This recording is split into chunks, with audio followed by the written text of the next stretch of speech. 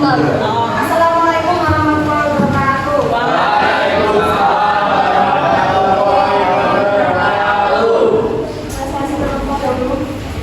Abdul Bukari,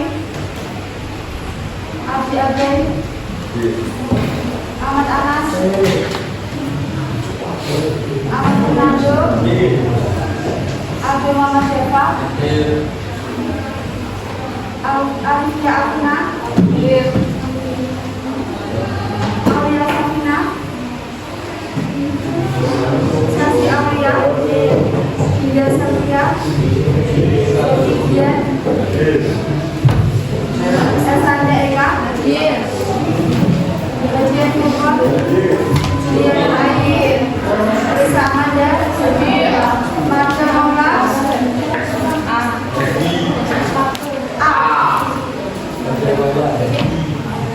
Maulid Syabsul, Najib Marja, Najib Masuk baca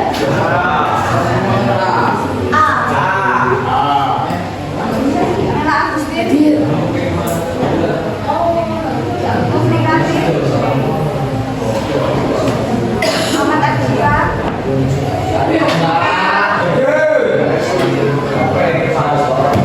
Muhammad Asadil,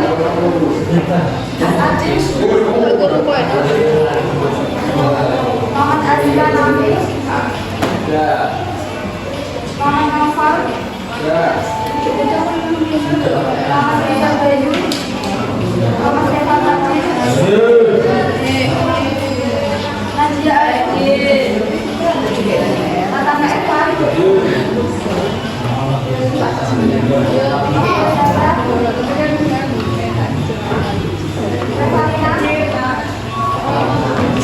Safina,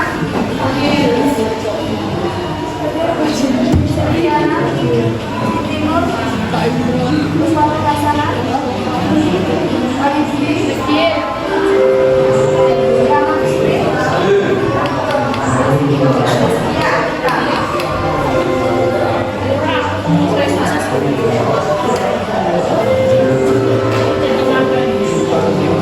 Kita ulas kembali ya yang kelima mengenai kebijakan moneter dan kebijakan fiskal.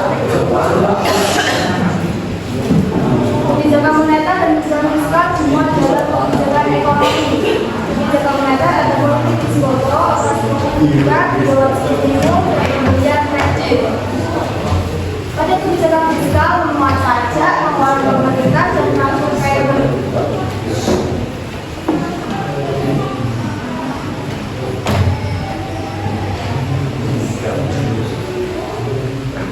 Kebijakan ekonomi makro, kemarin saya jelaskan ekonomi makro itu apa? Kalau ekonomi mikro, ya, ekonomi makro merupakan ilmu yang mempelajari kegiatan ekonomi secara keseluruhan atau secara besar. Kalau ekonomi mikro berarti memuat kegiatan ekonomi secara kecil.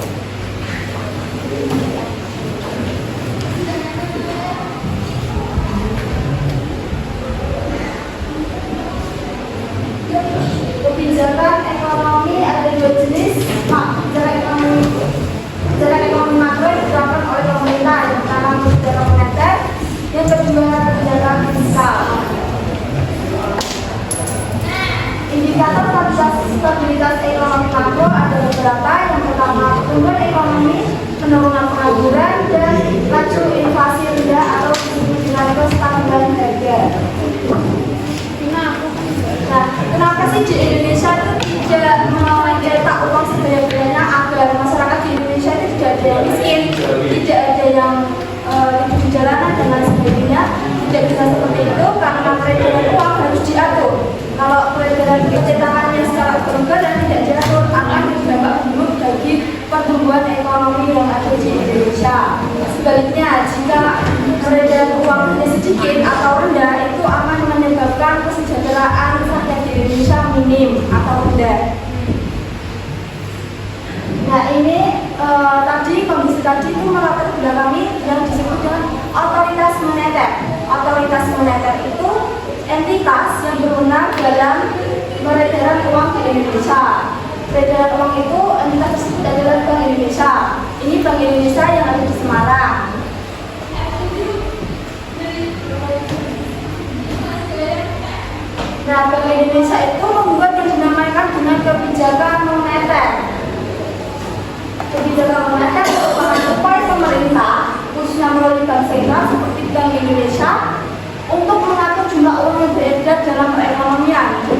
Bank Indonesia itu mengatur jumlah peredaran uang yang ada di Indonesia itu termasuk dari wewenang atau tugas dari kebijakan moneter. Kebijakan moneter mencakup pengendalian yang pertama jumlah peredaran uang,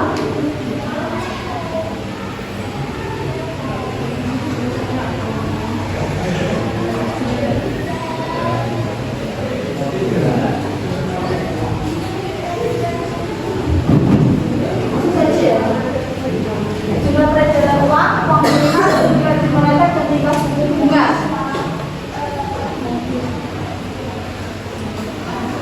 Jenis-jenis kebijakan moneter. Yang pertama ada kebijakan moneter ekspansif atau disebut dengan kebijakan uang longgar. Kebijakan ini dilakukan untuk meningkatkan pertumbuhan ekonomi dengan meningkatkan jumlah uang yang beredar di masyarakat.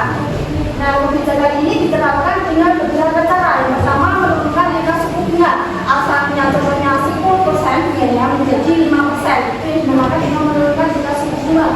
Yang kedua, akan membeli surat berharga pemerintah. Contohnya seperti obligasi. Obligasi itu surat pinjaman bisa diperjualbelikan. Surat pinjaman yang diajarkan oleh pemerintah bisa diperjualbelikan. Obligasi dan SBY termasuk contoh dari membeli surat berharga pemerintah ini. Terus menurunkan cadangan wajib minimum. Misal Bank Indonesia menetapkan suku bunga 10% dan bank komersial, setiap bank komersial harus memiliki 10 dari 100 setiap pinjaman tersebut. Bank komersial itu seperti bank-bank umum yang ada di sini seperti BNI, BRI, BCA dan lain sebagainya. Sebaliknya jika Bank Indonesia ingin meningkatkan suku bunga menjadi 5%, jadi suku bunga akan diturunkan menjadi 5% itu. Yang keempat, memperlakukan kebijakan kredit longgar. Kebijakan kredit longgar secara longgar berarti. Yang kedua, merupakan kebijakan moneter kumulatif. Kebijakan uang ketat. Kebijakan ini bisa diterapkan ketika ekonomi suatu negara mengalami resesi atau mengalami kebangkrutan dan tingkat inflasi tinggi dengan cara menurunkan jumlah uang yang beredar di masyarakat. Jika Indonesia mengalami resesi atau tingkat inflasi tinggi, caranya yaitu menurunkan jumlah uang yang beredar. Kebijakan ini diterapkan dengan cara menaikkan tingkat suku bunga, yang kedua menjual surat berharga pemerintah tadi, yang ketiga menaikkan cadangan minimum, yang terakhir memperlakukan kebijakan kredit ketat atau melakukan kredit secara ketat. Instrumen kebijakan moneter yang pertama ada politik diskonto dan yang kedua operasi pasar juga OPT. Yang pertama politik diskonto merupakan pengaturan tingkat suku bunga yang diterapkan oleh Bank Sentral kepada Bank Sentral tersebut menerapkan suku bunganya berapa persen dan suku bunga tersebut diterapkan pada bank umum atau komersial. Instrumen ini bisa diterapkan dengan cara menaikkan atau menurunkan tingkat suku bunga. Yang kedua, operasi pasar terbuka atau disebut dengan OPT merupakan kegiatan jual beli surat berharga pemerintah oleh Bank Sentral baik di pasar primer maupun sekunder melalui mekanisme lelang maupun non lelang. Contohnya SBI, surat berharga Bank Indonesia. Yang ketiga ada cadangan kas atau wajib minimum atau disebut BWF. Adalah cadangan kas minimum yang wajib dimiliki oleh setiap umum. Berarti cadangan itu harus dimiliki setiap bank umum. Tidak boleh mengosongkan tabungan yang ada di brankas maupun di Bank Indonesia. Instrumen ini bisa dikenal juga dengan cash ratio. Penerapan kebijakan moneter dan instrumen ini bisa diterapkan dengan cara menaikkan dan menurunkan cadangan kasnya. Yang keempat ada kebijakan kredit. Kebijakan ini bisa diterapkan dengan memperlakukan kredit secara ketat maupun longgar.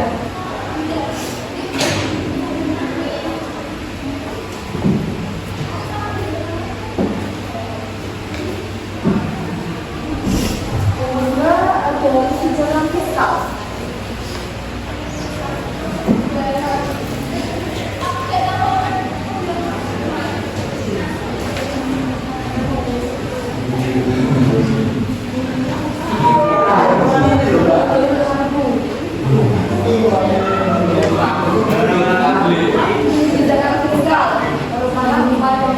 untuk mengetahui perekonomian secara makro melalui sistem penerimaan dari belanja negara APBN.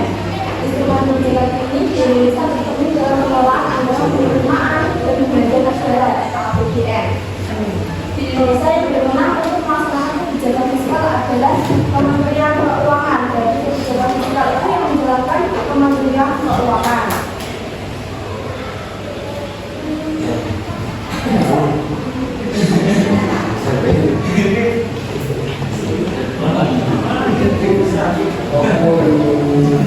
Sisi kebijakan fiskal ada yang menaikkan pengeluaran desa, kedua menaikkan transfer atau ketiga menurunkan pajak.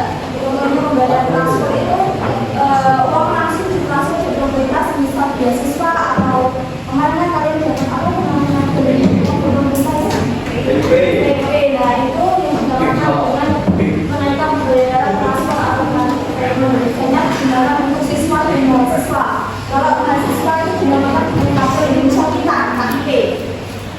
Jika kalian ingin kuliah, ingin di keuangan, kalian bisa pakai KIPK. Tidak ingat apa sih?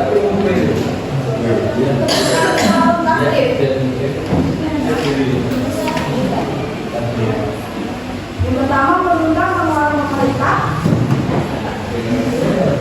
Yang kedua menunjukkan pembayaran transfer atau pembayaran gaji.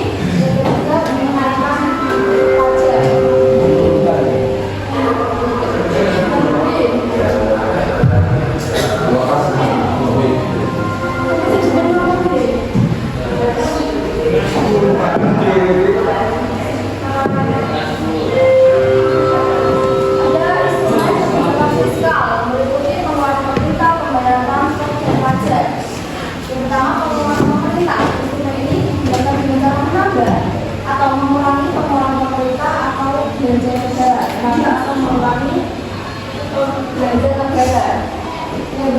Pembayaran transfer, instrumen ini bisa digunakan dengan cara menambah atau mengurangi pembayaran transfer tadi. Pembayaran transfer merupakan pembayaran atau pembelian dana dari pemerintah tanpa perlu adanya bayar jasa atau pinjaman balik. Contohnya pembelian pinjaman sosial dari siswa kepada mahasiswa. Kalau di masyarakat itu misal apa ya? Yang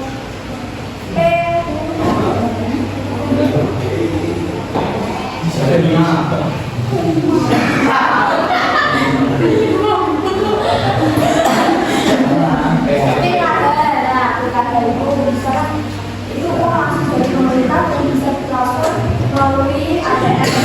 Kalau saya ya, kita itu mempunyai ATM. ATM itu langsung bisa kalau waktunya mendapatkan bank tersebut nanti akan langsung muncul di ATM tersebut. Jadi bisa mendapatkan kadang sistemnya mendapatkan besar, kalau kadang mendapatkan uang cash. Itu program dari BKH. Kalau bermahasiswa KIPK, kalau beasiswa kalau seperti kalian itu KJPIP. Yang penerapan yang ketiga ada pajak. Penerapan kebijakan fiskal merupakan instrumen pajak dapat diterapkan dengan cara menaikkan atau menurunkan pajak. Manfaat dan dampak kebijakan ekonomi. Pertama ada dampak ekonomi. Yang kedua meningkatkan kemandirian, mengatasi pengangguran dan meningkatnya kesempatan kerja. Yang ketiga inflasi terkendali. Yang pertama dampak ekonomi terkendali seimbangnya jumlah peredaran barang dan peredaran uang. Jika peredaran barang atau peredaran uang seimbang, maka bisa dikatakan dengan stabilitas ekonomi. Yang kedua adalah mengatasi pengangguran dan meningkatnya kesempatan kerja, yaitu kestabilan ekonomi melalui kebijakan moneter menarik investor dan menciptakan lapangan kerja, mengurangi pengangguran. Yang ketiga ada inflasi terkendali. Hal ini menjadi tujuan utama setiap negara dalam kegiatan ekonomi karena inflasi terkendali merupakan cerminan stabilitas ekonomi. Jika inflasinya stabil, bisa dikatakan sebagai inflasi terkendali, merupakan cerminan dari stabilitas ekonomi Indonesia. Saya ada yang pertama riset dan open box. Pergok. Oh iya. Pergok. Istilah si kamu apa nih? Iya sih. Apa? Apa tuh PT?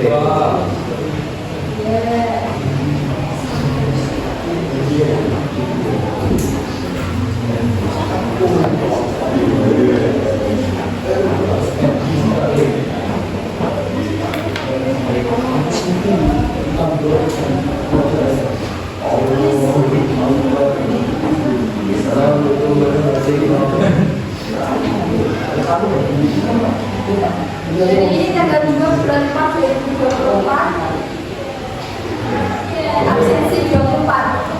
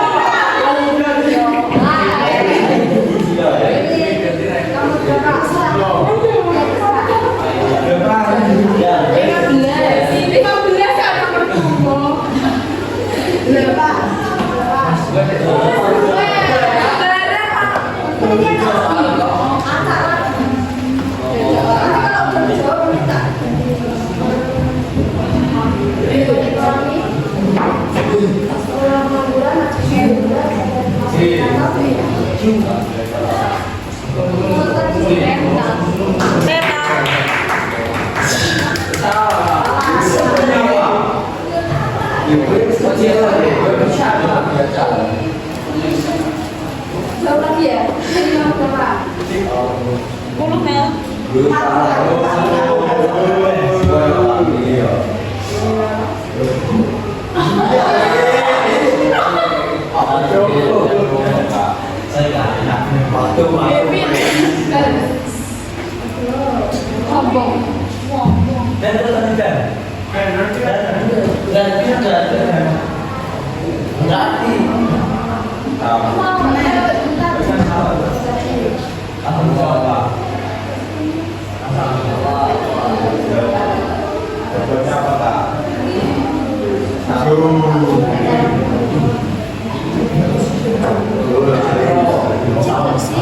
Ayo.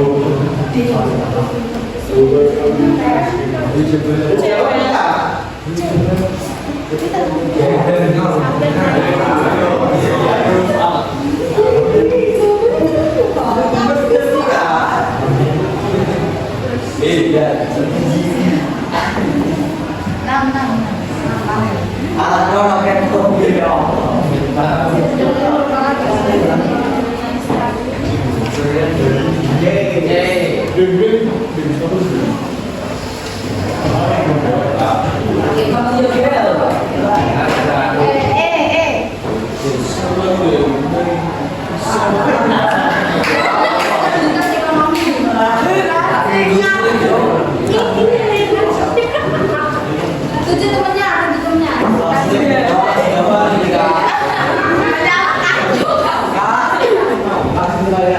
Dari saya mungkin kita ketemu lagi setelah lebaran, saya minta waktunya singkat saja, mungkin jangan